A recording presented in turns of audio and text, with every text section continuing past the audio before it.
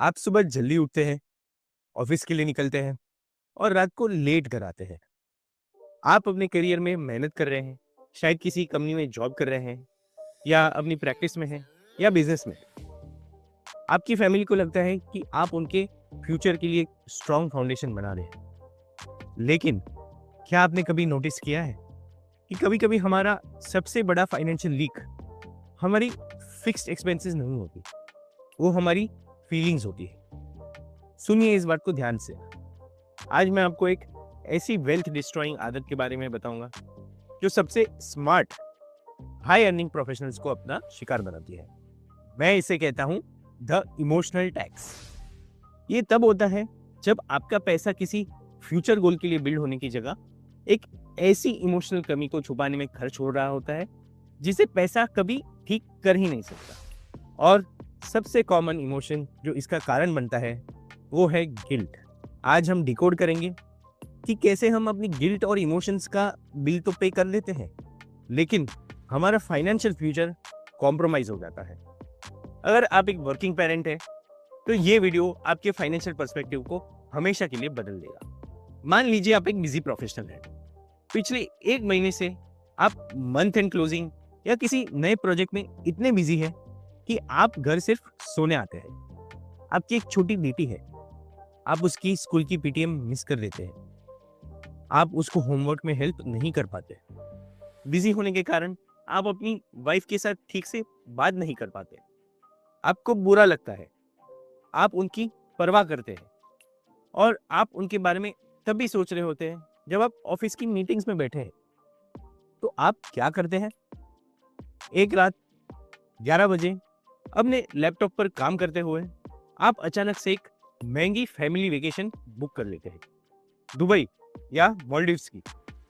ऐसी वेकेशन जिसकी जरूरत थी ही नहीं और जो आपकी ईयरली बजट में प्लान भी नहीं की गई थी। या फिर आप नेक्स्ट डे मॉल जाकर अपनी बेटी को एक महंगा आईपैड या कोई बहुत एक्सपेंसिव खिलौना दिला देते हैं, एक ऐसी गिफ्ट जो उसने मांगा भी नहीं था, जिसकी जरूरत ही नहीं थी, पर आपको उसको देने की जरूरत फील हुई। बाहर से देखने में ये सब बहुत नॉर्मल लगता है। लोग कहेंगे कितना केयरिंग हस्बैंड, कितना केयरिंग फादर है, आपकी ईएमआई टाइम पर जा रही है, आपके इन्वेस्टमेंट्स चल रहे हैं। लेकिन अगर आप अपने एक्चुअल नंबर्स देखें तो आप रियलाइज करेंगे कि आप पेरेंटिंग के डिसीजंस नहीं ले रहे हैं, आप फाइनेंशियल डिसीजंस भी नहीं ले रहे हैं।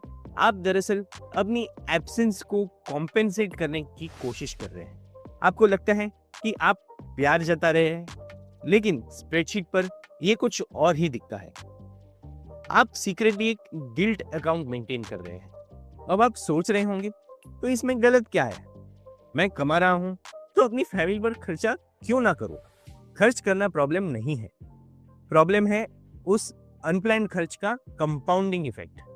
दोस्तों, इस इमोशन ड्रिवन स्पेंडिंग की असली कॉस्ट वो 2 लाख की ट्रिप या 50,000 का गैजेट नहीं है।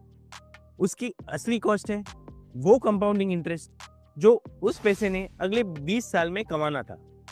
जब आप इन छोटे छोटे गिल्ट परचेज को एक साथ जोड़ते हैं, वो अनप्लान्ड ट्रिप्स, वो अननेसेसरी लाइफस्टाइल अपग्रेड्स, बच्चों की एक्स्ट्रा डिमांड्स जिन्हें आप गिल्ट के मारे नो नहीं बोल पाते, तो ये अमाउंट सालों में लाखों रुपए बन जाते हैं। मैंने ऐसे बहुत से हाई अर्निंग प्रोफेशनल्स देखे हैं जो कंप्लेन करते हैं कि 25-30 लाख पर एनम कमाने के बाद भी उनकी नेटवर्थ वैसे ग्रो नहीं कर रही जैसी करनी चाहिए।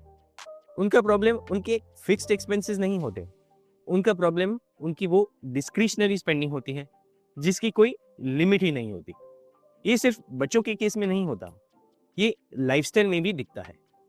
जब एक प्रोफेशनल अपनी हर सैलरी हाइक के साथ एक नई लग्जरी कार ईएमआई पर उठा लेता है या अननेसेसरीली एक बड़ा घर ले लेता है ताकि वो खुद और दुनिया को जस्टिफाई कर सके कि उसकी 70 आवर वर्क वीक और स्ट्रेस किसी काम के हैं, तो वो दरअसल अपनी लाइफ और उस लाइफ की सिग्निफिकेंस दोनों को एक साथ फंड कर रहा होता है।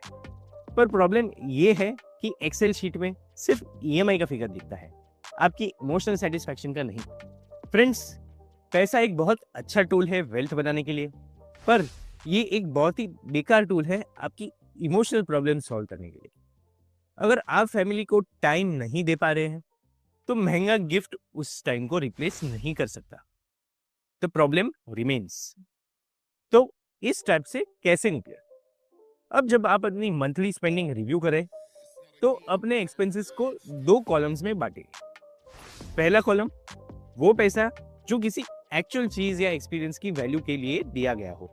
दूसरा कॉलम, वो पैसा जो किसी फीलिंग या गिल्ट को शांत करने के लिए दिया गया।